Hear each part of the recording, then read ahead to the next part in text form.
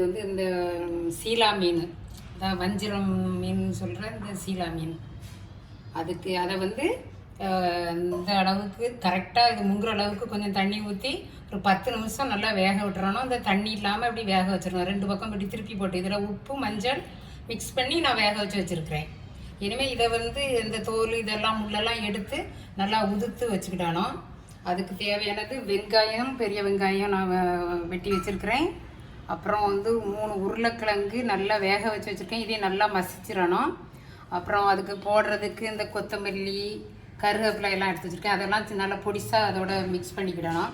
அதுக்கு வந்து 1 டீஸ்பூன் சோம்பு, அதாவது பெருஞ்சீரகம் எடுத்து வச்சுருக்கிறேன். காரத்துக்கு தகுந்த மாதிரி பச்சை மிளகாய், 2 பச்சை மிளகாய், இஞ்சி, இதை வந்து நல்லா அரைச்சிடணும். அரைச்சி அந்த இதோட நல்லா மிக்ஸ் பண்ணிடணும். அப்புறம் வந்து எல்லாம் தனித்தனியாக எண்ணெய் ஊற்றி கொஞ்சம் நல்லெண்ணெய் ஊற்றி நல்லா வதக்கணும். அப்போ நான் காமிக்கிறேன். இப்போ இதெல்லாம் ரெடி பண்ணிவிட்டு அப்புறம் உங்களுக்கு சொல்கிறேன். இது வந்து மீனை வந்து உதுத்தி வச்சாச்சு. இதில் வந்து உப்பும் மஞ்சளும் போட்டு நான் வேக வச்சுருக்கிறேன். வேக வச்சு அந்த முள்ளெல்லாம் எடுத்து நல்லா உதுத்தி வச்சாச்சுது. அப்புறம் இதில் வந்து 3 உருளைக்கிழங்கையும் நல்லா அவிச்சு நல்லா பிசைஞ்சு வச்சுருக்குறேன், நல்லா மசிச்சு வச்சுருக்குது. அப்புறம் இந்த வெங்காயம் நல்லா 3 பெரிய வெங்காயம் நல்லா பொடிசாக நறுக்கி வச்சுருக்கிறேன், இதையும் வச்சாச்சுது. அதுக்கப்புறம் முட்டை 2 முட்டை அடித்து வச்சுருக்கிறேன். அதுக்கு வந்து அதை கட்லெட் நல்லா இது பண்ணி எடுக்கிறதுக்கு பிரெட் க்ரம்ஸ் வச்சுருக்கிறேன். அதுக்கு தேவையானது வந்து இதில் அந்த பச்சை மிளகாய், சோம்பு, இஞ்சி 3ஐயும் வந்து இடித்து வச்சுருக்கிறேன். நிறைய சேர்க்குறதா இருந்தால் மிக்சியில் அரைச்சிக்கலாம். இது மிக்சியில் கொஞ்சமாக வந்து மிக்சியில் அரைப்படாதுங்கிறதுனால நான் இடித்து வச்சுருக்கிறேன். சூடாகிட்டு எண்ணெய் ஊற்றுறேன், நல்லெண்ணெய் ஊற்றுறேன். கொஞ்சம் இதுக்கு எண்ணெய் கொஞ்சம் ஜாஸ்தியாக தான் செலவாகும். எண்ணெய் காஞ்ச உடனே வெங்காயம், கருவேப்பிலை எல்லாம் போட்டு வதக்கும். எண்ணெய் சூடாகிடுச்சுது, வெங்காயத்தை வதக்குவோம்.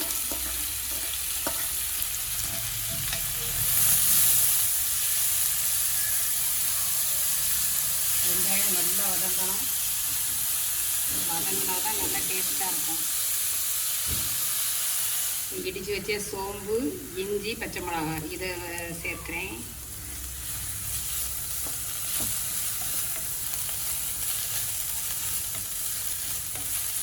எல்லாம் வாசத்துக்கு சோம்பு வந்து இந்த முட்டை, உருளைக்கிழங்கு எல்லாம் சேர்றதுனால வாயுவில் சோம்பு சேர்த்தா நல்ல செரிமான சக்தி கொடுக்கும். அதுக்காக சோம்பு சேர்த்துருக்கோம்.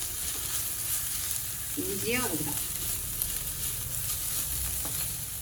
வெங்காயம் நல்லா வதங்கிருச்சுது. இந்த மசிச்சு வச்ச உருளைக்கிழங்கு அதோட சேர்ப்போம்.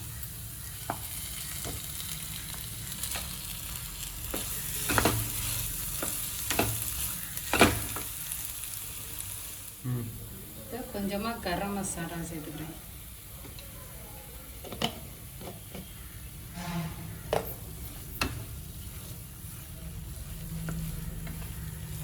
உதுத்து வச்சிருக்கிற மீனை இதோட சேர்த்து மீனையும் இதோட சேர்த்தாச்சுது.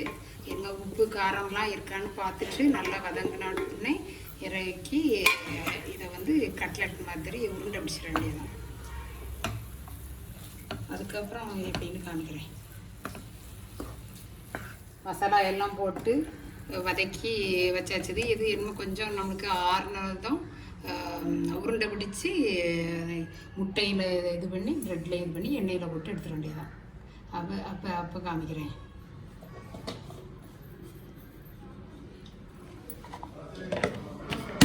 வந்து இப்படி முட்டையில் டிப் பண்ணி, முட்டை ஆரஞ்சு கலரில் இருக்குது. ஆரஞ்சு கலரில் தான் இது ஒரிஜினல் நாட்டுக்கோழி முட்டை, அதனால் அப்படி அந்த கலரில் தான் இருக்கும்.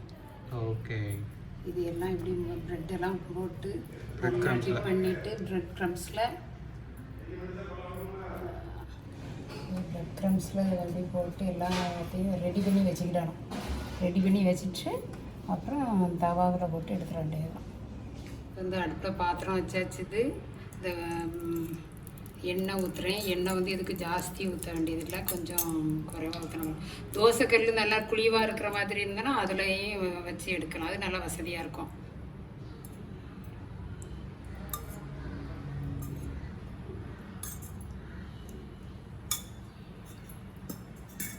எண்ணெய் காஞ்ச உடனே அந்த கட்லெட்டை ஒவ்வொன்றா எடுத்து வைப்போம்.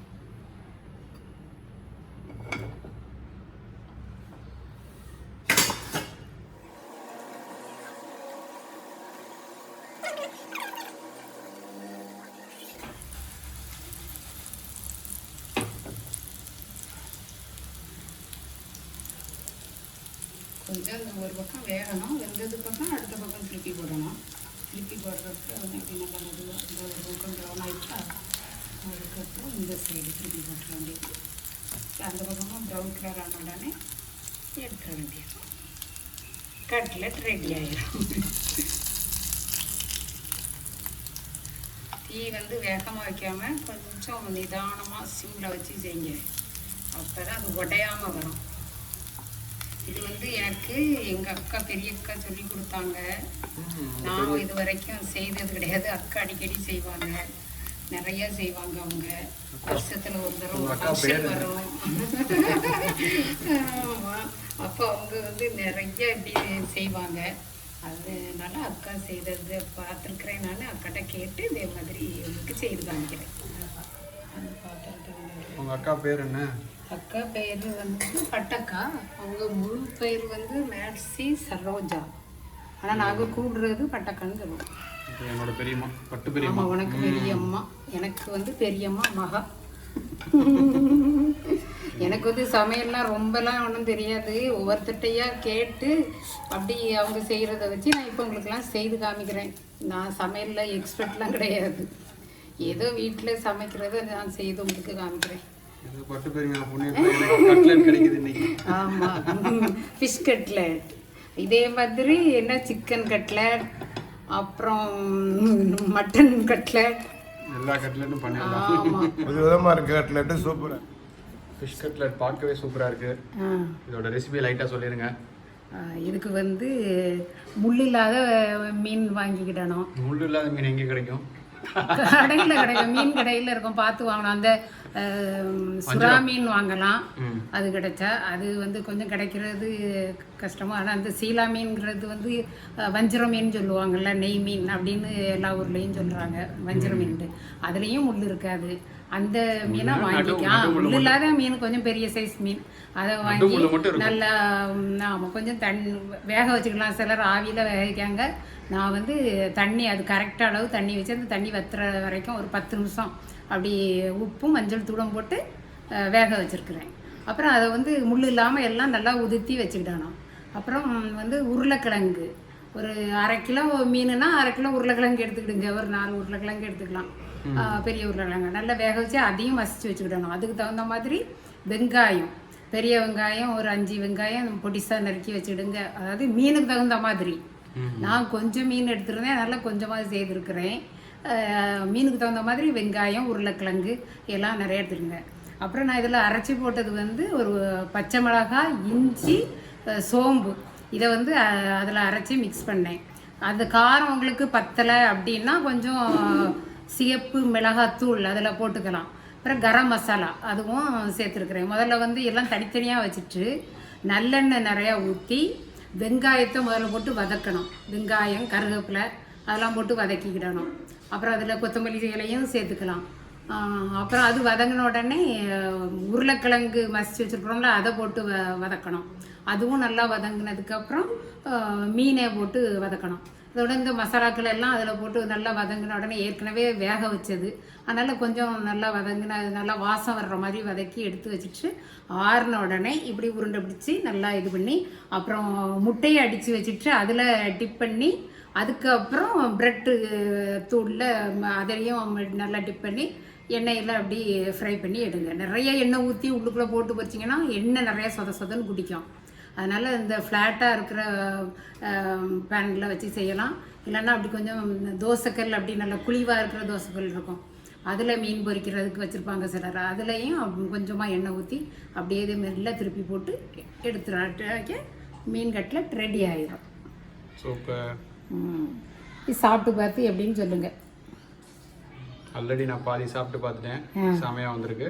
சரி, பட்டு பெரியமாவுக்கு நன்றி, சொல்லி கொடுத்த பட்டக்காவுக்கு நன்றி. Okay, thank you.